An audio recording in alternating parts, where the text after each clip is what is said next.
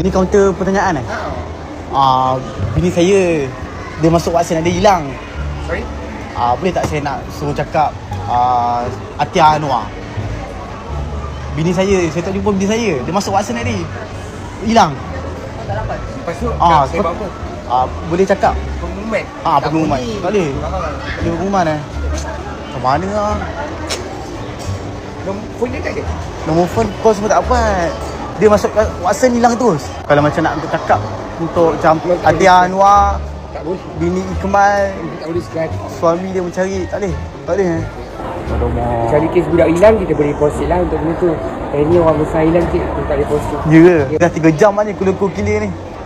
Terus hilang. Kita tengok kat toilet ada siapa yang